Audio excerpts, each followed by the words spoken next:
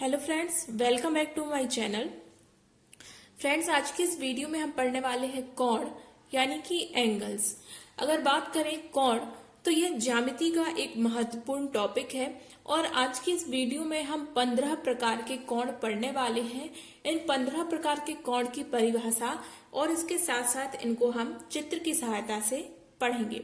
तो चलिए शुरू करते हैं आज का यह वीडियो। सबसे पहले बात आती है कोण की परिभाषा की। तो दो किरणें जिनका अंतिम बिंदु उभयनिष्ठ हो कोण बनाती हैं। अब देखिए, मान लीजिए कोई दो किरणें हैं, एक इस प्रकार से जा रही है और एक इस प्रकार से जा रही है। किरण तो आप जानते हैं एक बिंदु से शुरू होकर जो अनंत तक जाती हैं वे कहलाती हैं किरणें। तो यहाँ पर दो किरणें हैं और इनका जो अंतिम बिंदु है यानी कि यह बिंदु उभयनिष्ठ हो तो ये किरणें क्या बनाती हैं? कोण बनाती हैं। यह कितने भी अंश का हो सकता है और किसी भी प्रकार का हो सकता है। तो आप कोण की परिभाषा से परिचित हो गए हैं। आज का हमारा पहला प्रकार है न्यून कोण। तो वह कोण जिसकी माप 90 अंश से कम होती है वह कोण न्यून कोण कहलाता है। फिर से सुनिए, वह कोण जिसकी माप 90 अंश से कम होती है वह कोण न्यून कोण कहलाता है। 90 अंश 90 से क्या होती है? कम होती है, वह कोण कहलाता है न्यून कोण। इससे छोटा आप कोई भी कोण नहीं बना सकते। नाम से परिचित है, न्यून यानी कि सबसे छोटा कोण कहलाता है न्यून कोण। इसकी माप अगर हम कहें तो 1 डिग्री से हो जाएगी 89 डिग्री तक। ठीक है, 1 डिग्री से 89 डिग्री तक हो जाएगी, 1 से 89 डिग्री तक हो जाएगी। और अगर बीच की बात करें तो 0 से 90 के बीच होती है। ठीक है, कई बार ऑप्शन में पूछ लिया जाता है कि ये होती है, देखिए 1 से लेके 1 अंश से लेके 89 अंश तक, या फिर 0 अंश से 0 और 90 अंश के बीच। ठीक है, क्योंकि अगर बीच की बात करें तो उसमें 0 और 90 सम्मिलित नहीं होगा और तक की बात करते हैं तो 1 और 89 उसमें सम्मिलित हो जाएगा। ठीक है, तो आपको क्लियर हो गया होगा। हमारा दूसरा प्रकार है समकोण। तो वह कोण जिसकी माप होती है कितनी? 90 अंश। ठीक है, वह कोण जिसकी माप होती है 90 अंश वह कहलाता है समकोण। सीधा सीधा कहेंगे 90 अंश का कोण होता है समकोण। दूसरी भाषा में कहें, जब दो किरणें एक दूसरे पर लंब होती हैं तो वह समकोण बनाती हैं। आपको ध्यान से सुनना भी है और अगर आप चाहें तो इसके साथ साथ आप लिख भी सकते हैं ताकि सारी परिभाषाएं आपके रजिस्टर में नोट हो जाएं।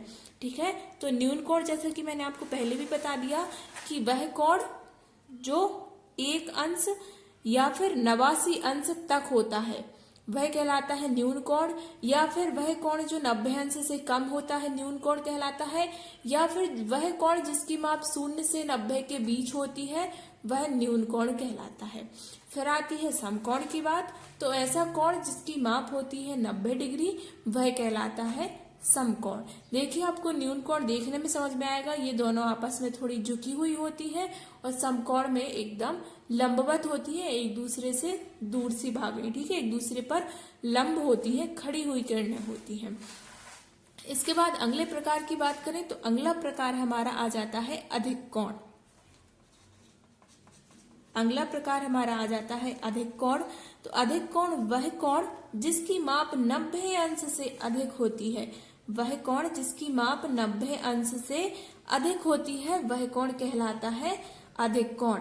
ठीक है, तो इसको हम और कहाँ तक होती है? देखिए, 90 से लेके 180। ठीक है, 90 और 180 के बीच होती है। 90 और 180 के बीच होती है।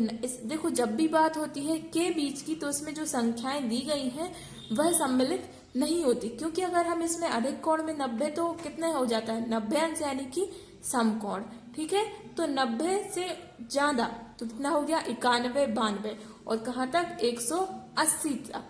ठीक है, 80 के बीच, 90 और 180 के बीच यानी कि, या फिर आप इसको इस प्रकार लिख सकते हैं 91 से 179 तक। ठीक है, 91 डिग्री से 179 डिग्री तक इसकी माप होती है। और ये आप देखेंगे ये थोड़ा फैला हुआ सा आपके लिए दिखाई देगा। अगर चित्र की बात करें तो ये इस प्रकार से आपको फैले हुए चित्र जो दिखाई देंगे ये सब किसके होंगे?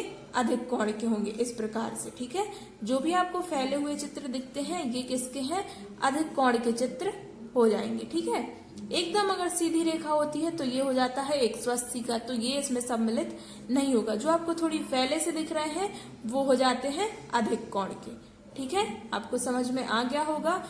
ये हो गया हमारा तीसरा प्रकार। अब बढ़ते हैं चौथे प्रकार की तरफ। तो चौथा प्रकार हमारा है सरल कोण। चौथा प्रकार है हमारा सरल कोण।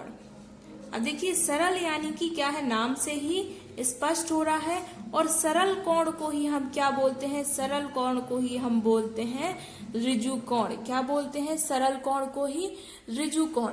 जो सीधी सरल रेखा होती है वह कहलाता है ऋजु कोण या फिर सरल कोण। और यह होता है कितना, 180 डिग्री का होता है। ठीक है, 180 डिग्री या फिर इसको आप बोल सकते हैं 180 अंश का जो कोण होता है उसको हम सरल कोण कहते हैं, या फिर इसके लिए हम ऋजु कोण के नाम से भी जाना जाता है। दोनों ही नाम है, सरल कोण और ऋजु कोण। ऋजु कोण या सरल कोण जो है समकोण का कितना होता है, दोगुना होता है। या फिर आप यह कह सकते हैं कि दो समकोण मिलकर क्या बनाते हैं, दो समकोण मिलकर बनाते हैं क्या, ऋजु कोण। दो समकोण कितने का होता है, 90 का, और ऋजु कोण होता है 180 का। तो दो समकोण मिलकर बनाते हैं एक ऋजु कोण। चलिए फ्रेंड्स, बढ़ते हैं अगले कोण की तरफ। यहाँ पर मैं जो कोण बता रही हूँ ये बढ़ते क्रम में है न्यून कोण, समकोण, अधिक कोण, सरल कोण। और अब बढ़ते क्रम में हमारा अगला प्रकार आ जाता है बृहत कोण। देखिए, बृहत कोण के लिए आप प्रतिवर्ती कोण के नाम से भी जाना जाता है।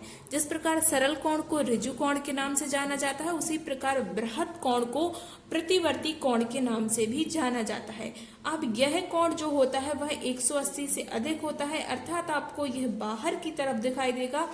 इसमें हम अंदर का नहीं नापते, इसमें जो बाहर तरफ ये होता है इसको नापते हैं। ठीक है, और ये कहाँ तक होता है, 180 से 360 के बीच का होता है। ठीक है, 180 से 360 अंश के बीच का कोण जो होता है उसको हम क्या कहते हैं, बृहत कोण या फिर प्रतिवर्ती कोण। प्रतिवर्ती कोण के मैं आपको और चित्र बनाकर बता रही हूँ। देखिए, आपको इस प्रकार भी प्रतिवर्ती कोण का चित्र बनेगा, और ये देखिए निशान जो है इस प्रकार लगाया जाएगा। ठीक है, मतलब जो आप चांदा से नाप रहे हैं वो आपको ये बाहर का एरिया नापना है, अंदर तो ये न्यून कोण बन रहा है, अंदर नहीं नापना। इसके जो बाहर है ये कहलाएगा प्रतिवर्ती कोण या फिर बृहत कोण। और अगर हम एंगल्स की बात करें तो आपको इस प्रकार भी मिल जाएगा। ये बृहत कोण का एक निशान है। ठीक है, कई प्रकार आप बना सकते हैं बृहत कोण के। देखिए, ये देखने में आपको क्या लग रहा है, समकोण लग रहा है, पर आपको ये अंदर नहीं नापना। जब आप इसको बाहर से नापेंगे तो ये क्या हो जाएगा, बृहत कोण, या फिर इसको आप क्या कहेंगे, प्रतिवर्ती कोण। और इसकी जो माप है वो कितनी होती है, 180 से 360 के बीच का होता है। ठीक है, 180 तो ऋजु कोण हो जाएगा, 181 से प्रारंभ होगा 359 डिग्री तक का। ठीक है, 181 से 359 डिग्री तक का कोण। या फिर आप सीधा सीधा याद कीजिए कि 180 से 360 के मध्य का जो कोण होता है वह कहलाता है प्रतिवर्ती कोण। चलिए बढ़ते हैं अगले प्रकार। अगला प्रकार हमारा है पूर्ण कोण या फिर संपूर्ण कोण। ये दोनों एक ही नाम है। तो पूर्ण कोण या संपूर्ण कोण जो होता है यह होता है 360। देखिए, ये हो गया केंद्र, और ये पूरा जो घूम के आता है ये होता है 360 डिग्री का। ठीक है, 360 डिग्री का जो होता है कोण वह कहलाता है पूर्ण कोण या संपूर्ण कोण। ये अकेली एक किरण जो है ये बना लेती है पूरा कोण। इसमें दो किरणों की जरूरत नहीं होती, क्योंकि ये पूरा घूम के बनता है। ये कौन सा कोण कहलाता है, पूर्ण कोण।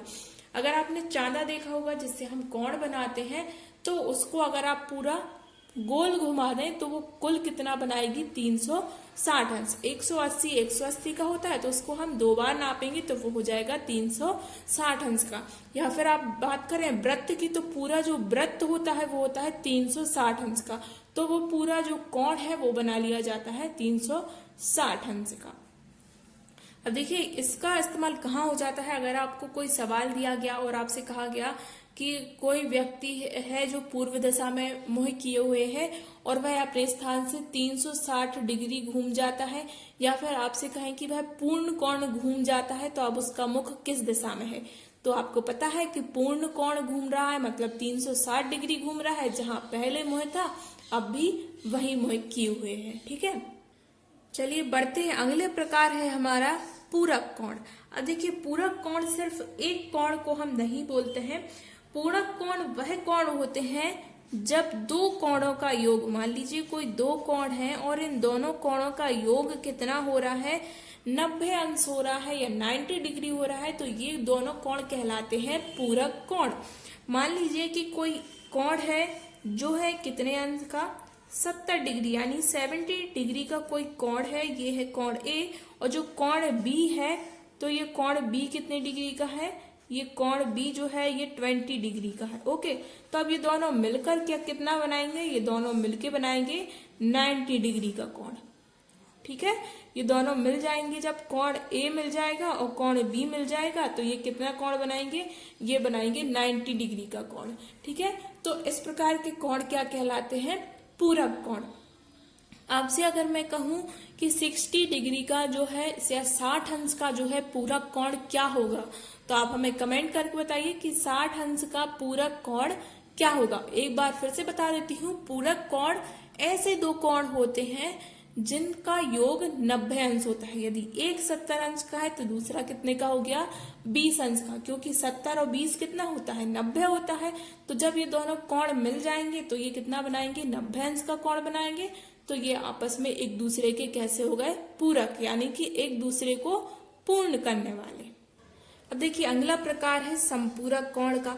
संपूरक कोण ऐसे दो कोण जिनका योग कितना होता है, 180 अंश होता है, वे क्या कहलाते हैं, संपूरक कोण।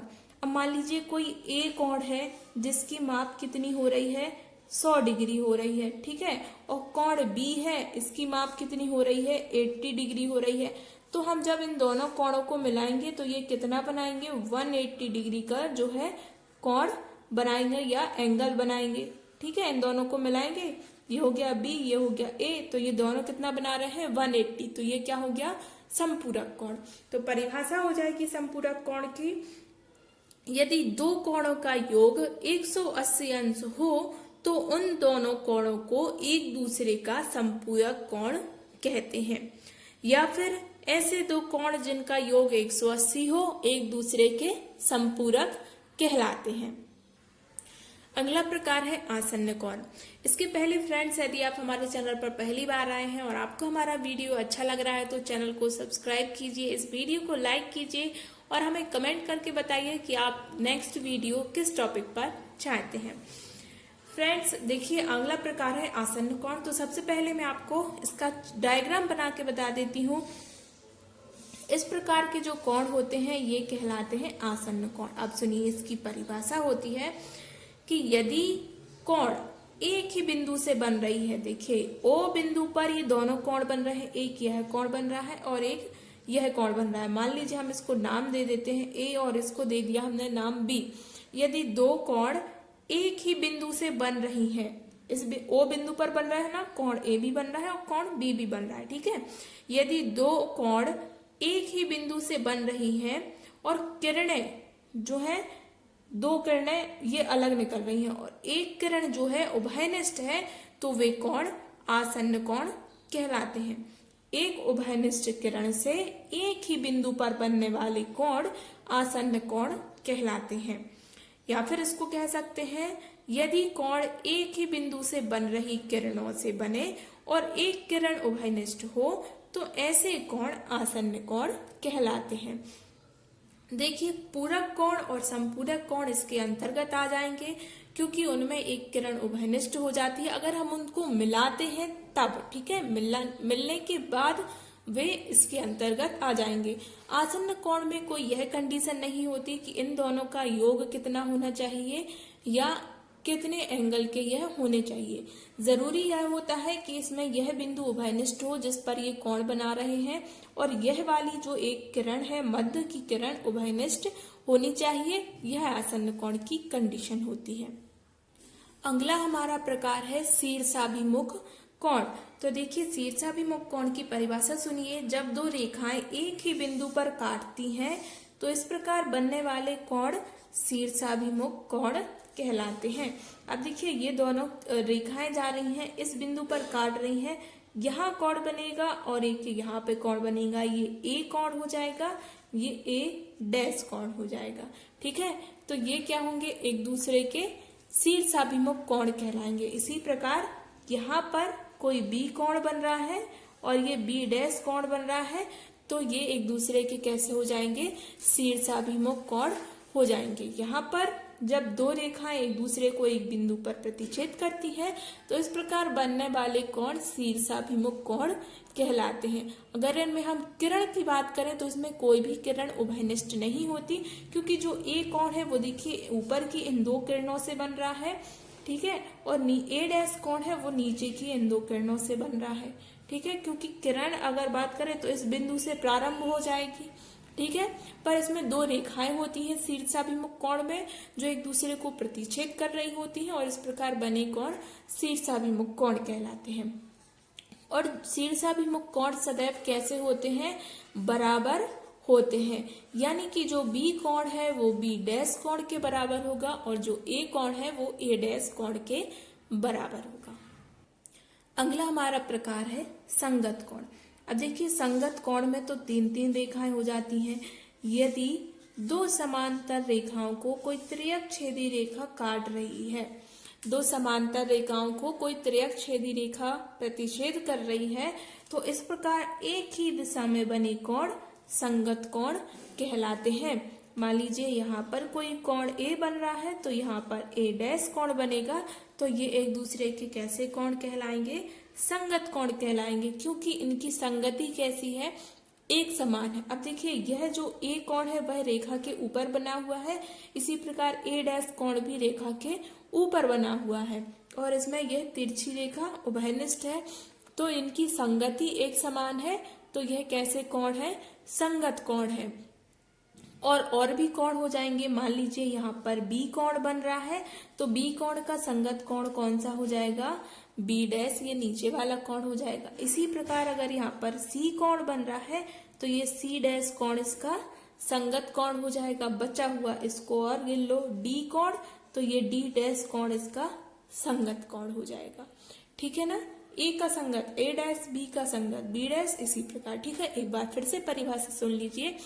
जब दो समांतर रेखाओं को एक त्रियक छेदी रेखा प्रतिच्छेद करती है तो इस प्रकार एक ही दिशा में बने कोण संगत कोण कहलाते हैं। आप समझ गए होंगे। दूसरी अगर संगत कोण की कंडीशन की बात करें तो संगत कोण सदैव कैसे होते हैं, यह भी हमेशा बराबर होते हैं। तो जो ए डैश कोण है वो ए कोण के बराबर होगा, सी कोण सी डैश के बराबर होगा। ये चारों कोण जो है आपस में मतलब अपने संगत कोण के कैसे होंगे, बराबर हो जाएंगे। अब देखिए अगर मैंने एक बात कही त्रियक छेदी रेखा क्या होती है, तो त्रियक छेदी रेखा वह होती है जो दो रेखाओं को अलग अलग बिंदुओं पर प्रतिच्छेद करे, वह त्रियक छेदी रेखा कहलाती है। ठीक है, जो ऐसी रेखा जो दो बिंदुओं को कैसे करे, अलग अलग बिंदुओं पर प्रतिच्छेद करे, वह प्रतिच्छेदी रेखा त्रियक छेदी रेखा कहलाती है। दूसरी संगत कोण सिर्फ यदि जो ये रेखा है, मान लीजिए ये एल है और ये एम है, यदि जो एल और एम है ये समांतर है तभी संगत कोण निर्मित होंगे। यदि यह समांतर नहीं है तो संगत कोण का निर्माण नहीं होगा। मान लीजिए दो रेखाएं एल और एम इस प्रकार है और इसको यह त्रियक छेदी रेखा प्रतिच्छेद कर रही है, ये एल है ये एम है और इसको त्रियक छेदी रेखा प्रतिच्छेद कर रही है, तो यहाँ पर जो ये कोण बन रहे हैं ये संगत कोण नहीं होंगे, क्योंकि जो एल और एम है वो समांतर नहीं है। एल और एम समांतर नहीं है, अर्थात इन पर बनने वाले संगत कोण भी समान नहीं होंगे, अर्थात वे संगत कोण ही नहीं कहलाएंगे। ठीक है, यदि समांतर रेखाएं हैं तभी वे संगत कोण कहलाएंगे। संगत कोण की तरह एकांतर कोण भी बनते हैं जब दो समांतर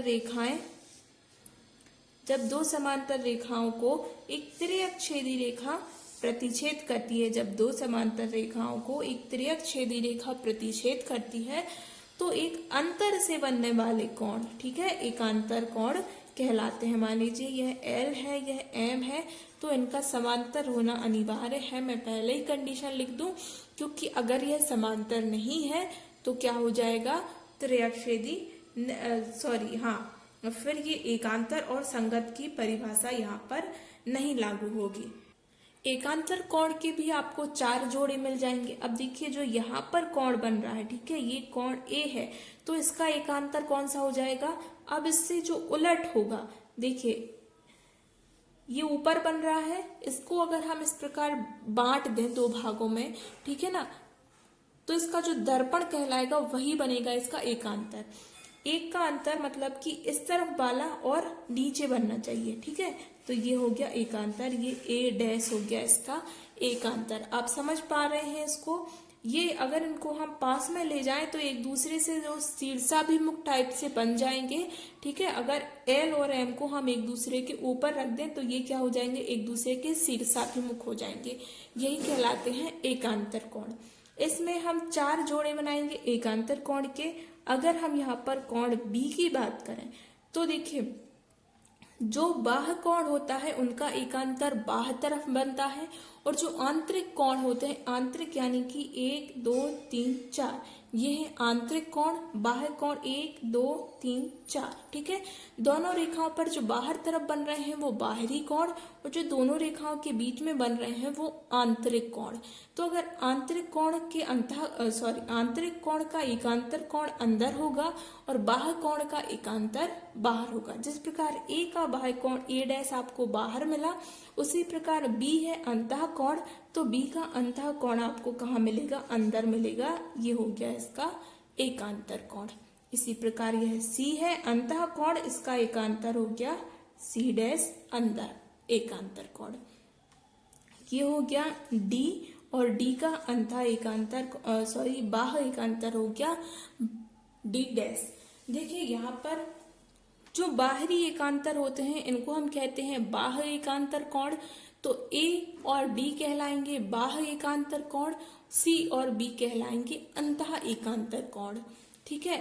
और जो एकांतर कोण होते हैं यह भी कैसे होते हैं, संगत कोण के समान यह भी कैसे होते हैं, बराबर होते हैं, ठीक है।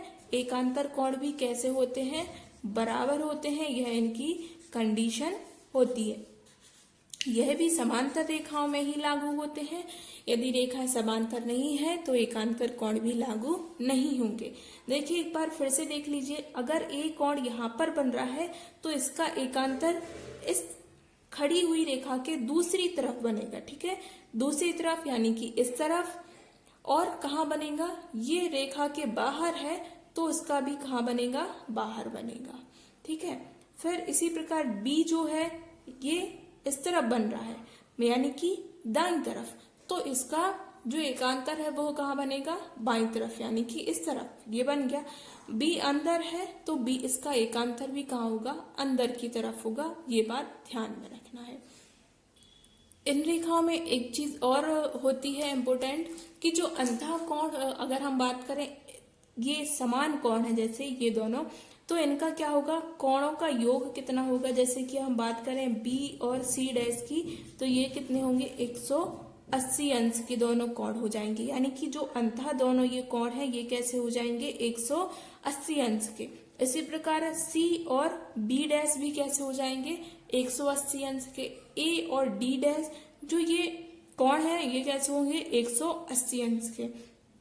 सीधी रेखाओं पर बनने वाले आपको ये दिख रहा है, ये पूरा 180 अंश का बन रहा है, ठीक है ना।